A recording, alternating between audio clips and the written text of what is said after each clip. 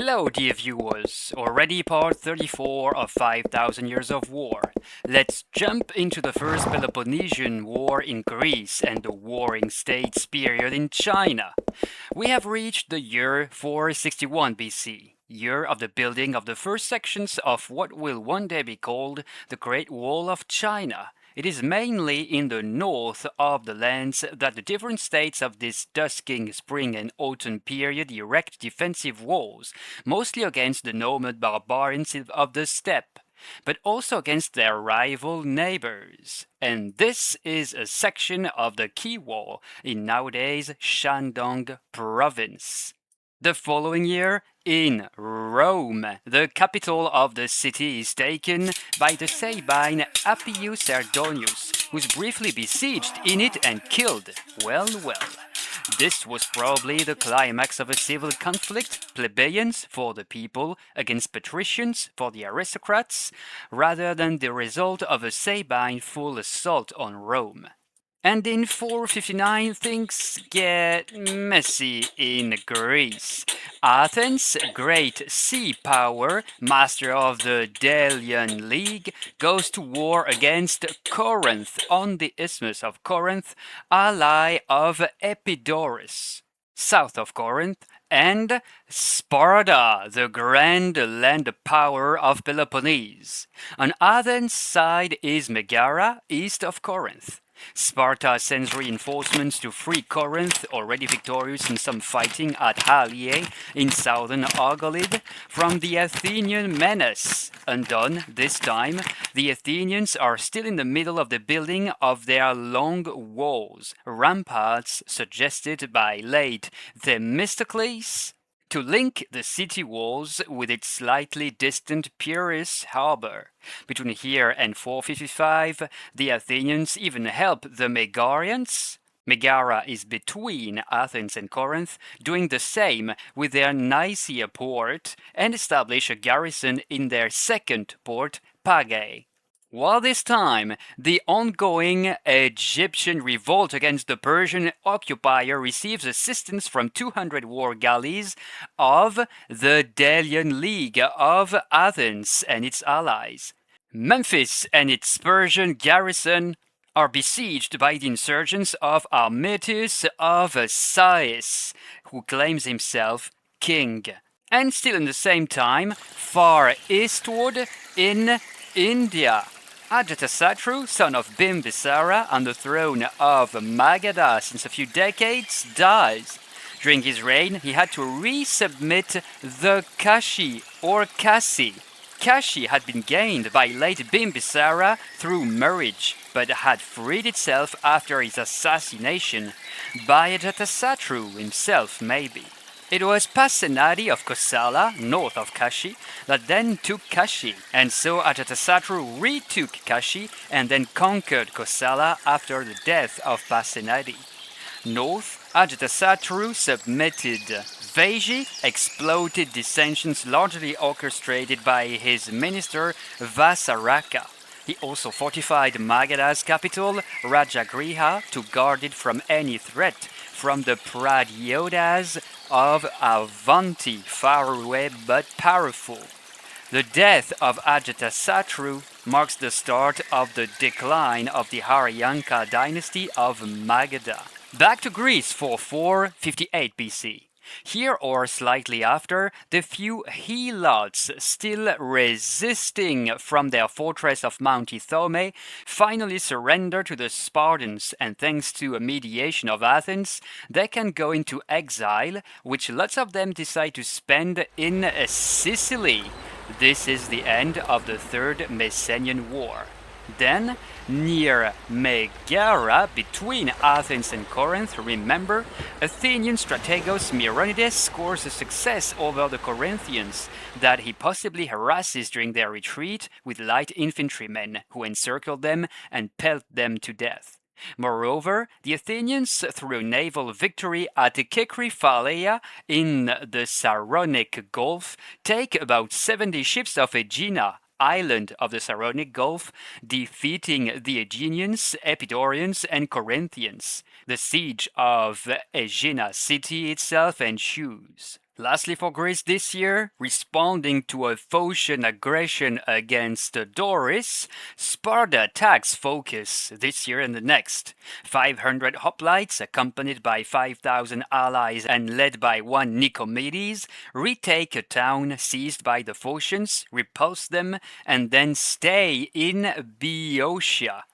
And a little bit of Rome before moving on to 457. Roman Lucius Quinctius Cincinnatus is made dictator of the Republic to go and rescue the Roman army in difficulty facing the Equi of central Italy.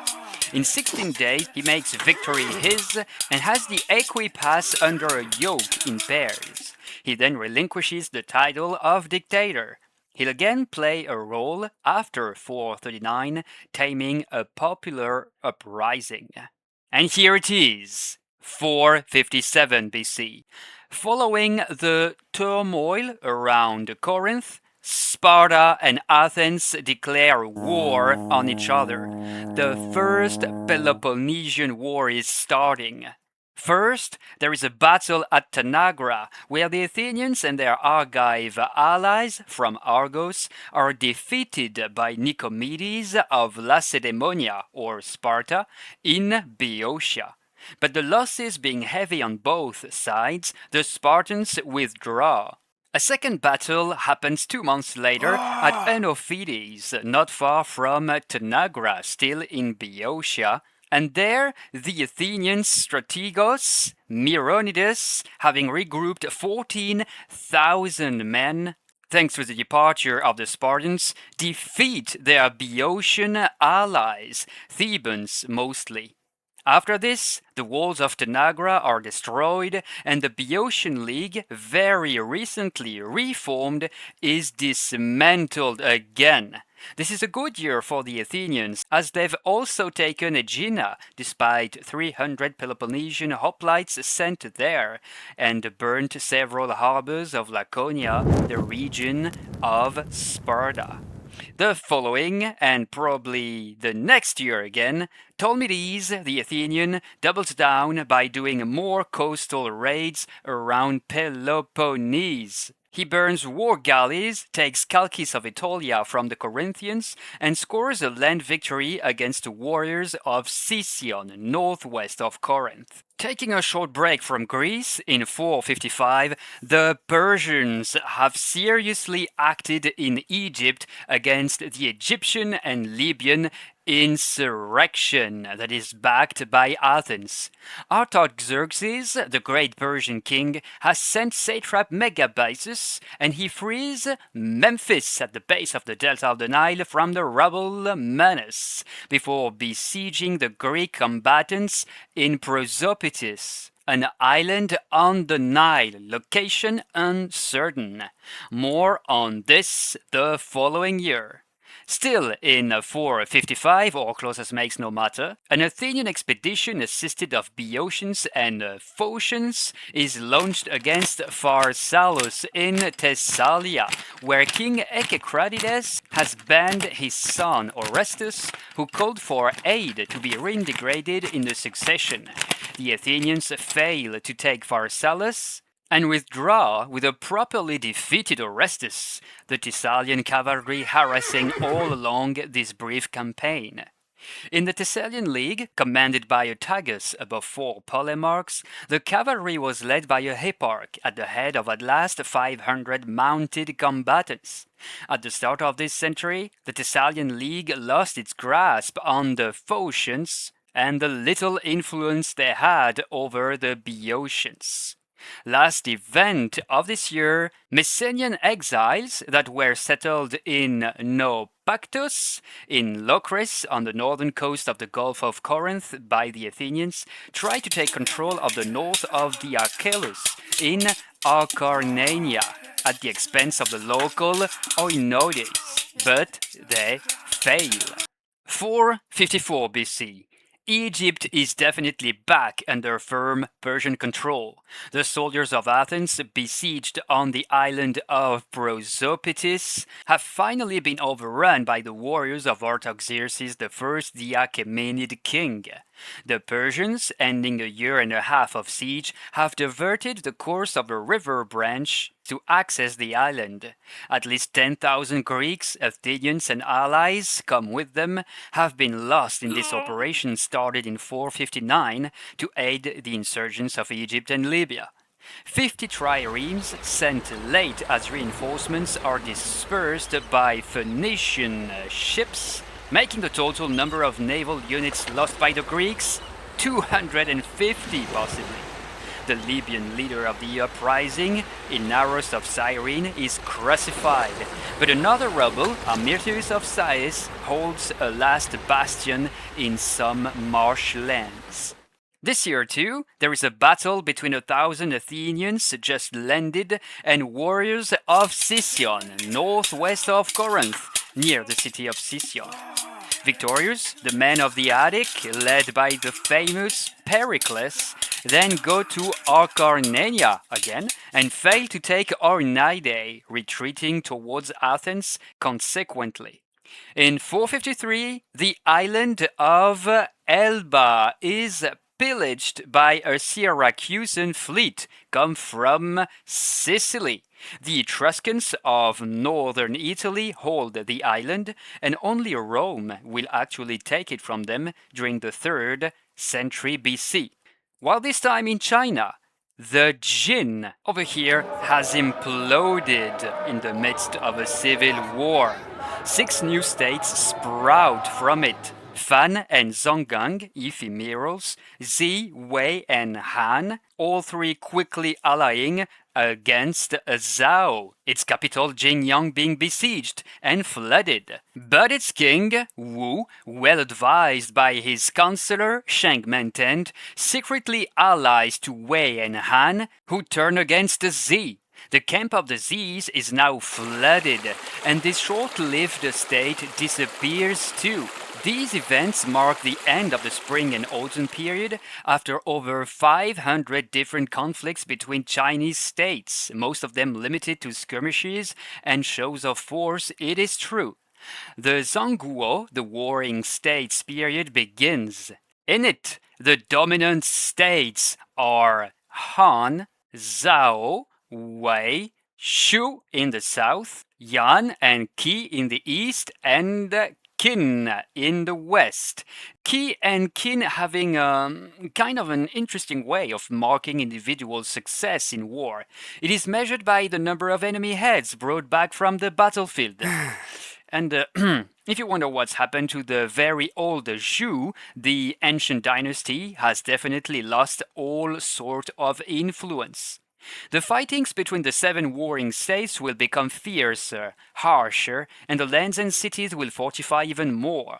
The war chariot starts losing preference in favor of the mounted cavalry. You can see a beautiful horse armor here. And the infantry is used in growing numbers still. It is usually deployed by unit in 5 ranks, able to form a defensive square skirted by obstacles like cheval de frise, a sort of horse-thorn hedge, large barbed balls, chariots, or ditches. This infantry is more and more equipped with Jian swords, mostly with bronze blades, pikes of course, and Gei dagger axes have lengthened to be used two-handed. Leather protections are predominant, but metal is getting more and more common. And horse armor here was from the tomb of Yi, Marquis of Zheng, by the way. 2 years later, in Greece, we see Corinth, exhausted, without sufficient support from Sparta, signing an armistice with Athens. This one is now the dominant power in Greece, and Sparta signs a 5-year truce with it, and a 30-year truce with Argos. Argos right here. But will these truces be observed? Then, in 450 BC, Macedon is in the middle of a succession struggle following the death of King Alexander I. His sons have each received a part of the kingdom, but Perdiccas II seizes that of Alcetas II, the biggest of course, and maybe with the assistance of Philip, a third son. Along the years of rivalry, Athens supports several competitors in turn. Not far from there, the first Thracian to unify about 40 tribes of this land, Tyrus I, is nearing the end of his reign. He himself is an Odrysian, and, having waged wars almost all along his life, he will soon die in combat, maybe against the Triballi of northern Thrace. His two sons, Sitalkes and Sparadokos, will succeed him, and if the latter is almost unknown to us, Sitalkes, on the contrary, will furthermore expand his father's rule. Still in 450, in Cyprus, annexation of Idalion by Kition. Both are cities of the southeast of the island. Kition is aided by the Persians and will battle with Salamis, other dominant city in Cyprus, in the upcoming times. But hey, guess who shows up in Cyprus in 449? The Athenian Empire. 200 triremes arrive to try and nullify the Persian strong influence in the island. But actually, 60 of the galleys don't stop here and pursue their route towards Egypt, where the Libyan rebel Amyrtus of Sais is still resisting the Persians from the swampy areas. But Athenian strategos Cimon is killed while besieging Kition, and a retreat is then decided. The ships gone towards Egypt, doing so quickly too.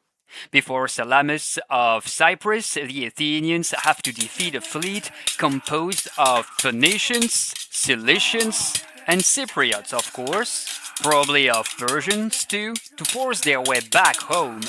And sometime around here, the Peace of Callias, named after an Athenian negotiator, is signed, perhaps in Susa, southwestern Iran, marking, for some historians, the official end of the Greco-Persian Wars. Artaxerxes I, Achaemenid king of Persia, consents to abandoning all influence towards Ionia. And as we can see, Greeks fighting Persians on this Attic crater, this is our parting gift to the Greco-Persian Wars. To 448 BC now. Here starts the Second Sacred War in Phocis. The Phocians, backed by Athens, oppose the Amphictyoni, supported by Sparta, and occupy the Apollo sanctuary in Delphi. The following year, Boeotia restores the league named after it by scoring a victory over Athens at Coronia. The Athenian Ptolemies had led 1,000 hoplites with some allies against Boeotia, taking Coronae, but he's defeated at Coronae, southeast of there, and dies in the battle. His victors are Coronians, Orchomenians, and Locrians. Athens doesn't insist in exchange of its prisoners of the battle. It must be said that the Boeotians had strong cavalry, 1,000 men led by a hipparch, efficiently supporting the 10,000 hoplites of the League. These hoplites include a 300-strong elite detachment, the Henioges or Parabades, which refer to ancient cavalrymen or charioteers. They will give inspiration for the future Theban Sacred Battalion. In the end, this year's Athens defeat at Coronae marks the end of the Second Sacred War already. The Phocians, ousted from Delphi by the Spartans, will be back sometime ahead, supported by the Athenian Pericles. During the same year, in China, the Shu of the south conquers the small state of Qi, Ci. These times, Shu, Qi, and Qin, Shu, Qi, Qin, okay? Suffer regular assaults from the Han, Wei, and Zhao from the center of the country, which get on quite well with one another. 446 BC, getting really close to the end of this First Peloponnesian War. Megara, between Athens and Corinth, revolts against Athens. The Athenian garrison in Megara is massacred, and Euboea, this island, hoping to form a Euboean league, starts stirring too against the Athenian Empire. Moreover, a Peloponnesian raid against the Attic, led by the Aegean king of Sparta, Pleistoanax, prevents Athens from taming these revolts as it would like. Fortunately for the Athenians, Pleistoanax quickly withdraws, and he'll be exiled from Sparta for it. He had pretty good reasons though, as supplies and logistics were an Achilles tendon for Greek expeditions of the time. But Sparta is a harsh place, you know. And finally for this video, 445. The Euboean revolt is tamed by none other than Pericles of Athens, who notably takes Histiae in the north of the Long Island. And a 30-year peace is signed between Sparta and Athens. The first keeps its domination over Peloponnese, Megara, Trezena, and Achaea, falling back to its fold. And the second, Athens, maintains its empire on the Aegean Sea via its Delian League. But this 30-year peace will only last 14. Thanks, history friends, for following me today. In the next episode, we'll of course see the Second Peloponnesian War, for there needs to be a clear victor between Sparta and Athens. Comment, like, and subscribe to support this channel that's 100% AI-less. Have a great day, folks.